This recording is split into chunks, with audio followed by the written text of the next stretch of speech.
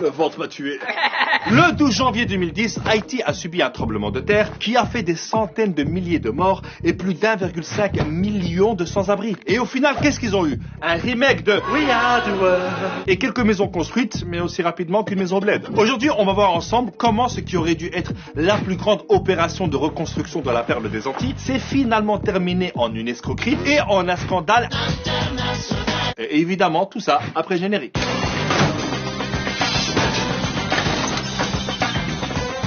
Il faut savoir que Haïti a été l'une des colonies les plus riches et la première république noire a proclamé son indépendance en 1804, soit 2-3 jours avant le lancement de Vivement Dimanche. Mais ça lui a coûté une dette coloniale à la France de plus ou moins 17 milliards d'euros d'aujourd'hui qu'elle n'a fini de payer qu'au milieu du XXe siècle. Mais bon, après quand tu commences une histoire et qu'il y a les termes dette coloniale, t'imagines bien que ça finira aussi mal que Macron qui parle anglais. I don't like what you did in front of me. Faut savoir que le pays n'a jamais réussi à bien se développer et il est toujours dépendant des ONG et des organisations humanitaires. À tel point qu'on la surnomme la République des ONG. Depuis le tremblement de terre en 2010, t'as plein d'ONG et d'organisations humanitaires qui ont débarqué comme les Avengers, mais version Bollywood.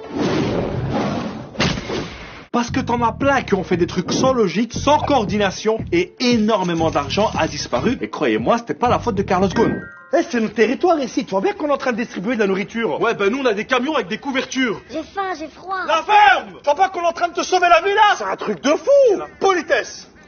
Bon, qui a faim? Qui a froid? Le gros problème aussi, c'est que t'as des humanitaires qui se sont crus tout permis. Les gars, on n'est pas à la police ici, hein. Il y a des règles. Par exemple, Oxfam avait des employés qui ont organisé des orgies avec des prostituées. C'est quand même triste pour une ONG reconnue pour son excellent travail. T'as aussi les casques bleus de l'ONU, censés protéger la population après le tremblement. Ben les mecs, ils ont apporté le choléra avec eux. Ça a fait plus de 10 000 morts et 800 000 malades. Et encore, il a fallu du temps pour que l'ONU reconnaisse son erreur. Et puis t'as des gentils ONG qui ont distribué de la nourriture sans penser aux agriculteurs locaux. Comment tu veux que le paysan vend ses légumes quand en face t'as un mec qui vend tout gratuit? Mais la médaille d'or du grand n'importe quoi revient à la Croix-Rouge américaine. Elle a recueilli 488 millions de dollars de dons jusqu'en 2015. Et elle a été accusée de n'avoir construit que 6 maisons.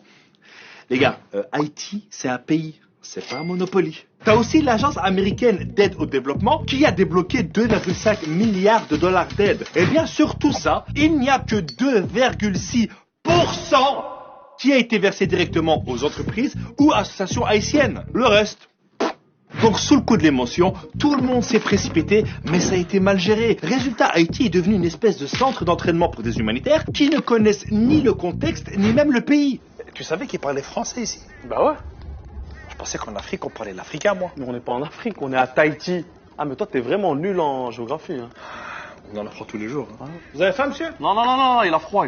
Et avec tout ce gâchis, tu dois encore rajouter la corruption généralisée des dirigeants. La Cour des comptes haïtienne vient de remettre un rapport sur le plus grand scandale de détournement d'argent de l'histoire d'Haïti, concernant l'affaire du Petro-Caribé et le détournement de 3,8 milliards de dollars qui a impliqué 4 présidents et 6 gouvernements. Du favoritisme, des contrats sans obligation, des budgets doubles, une quinzaine de ministres et même l'actuel président Jovenel Moïse sont pointés du doigt. Les grands pillages est arrivé. Le président Moïse est rejeté par tous les partis et la population. Donc d'un côté, t'as un Moïse qui divise la mer en deux pour faire passer son peuple. De l'autre, t'en as un qui divise le peuple pour faire passer l'argent. Jean-Michel, jeu de mots. Le mec, il gouverne par décret et il est protégé par des centaines de militaires et de mercenaires recrutés par la firme américaine Blackwater. Ça veut dire au noir en français. Ouais, c'est toujours plus stylé en anglais. 10 ans après le tremblement de terre et l'intervention internationale, le pays s'est encore plus appauvri et la criminalité a explosé. Le peuple haïtien proteste depuis 2 ans contre l'injustice et la classe politique corrompue. Ah, là-bas, c'est pas des gilets jaunes qui doivent être distribués, hein, mais des gilets pare-balles. Avant le séisme, Haïti était classé 149e sur 182 selon l'indice de développement humain. Aujourd'hui, malgré toute cette aide humanitaire, le pays est classé 168e. Et il y a toujours des problèmes d'insécurité, de maladies et il manque de tout. Je pense pour sortir de ça, il faudrait une vraie enquête. Et quand je te parle d'enquête, je te parle pas d'un sondage fait par des ONG à la sortie d'un métro, mais d'un vrai bail à l'échelle internationale pour savoir qui sont les responsables de ce pillage. Je pense que la France devrait aussi revoir son histoire et rembourser sa dette d'indépendance à Haïti. ce qui, je pense, lui permettrait de s'en sortir un peu mieux. Notre présence ici n'a pas laissé que de bons souvenirs. Nous, on est avec le peuple.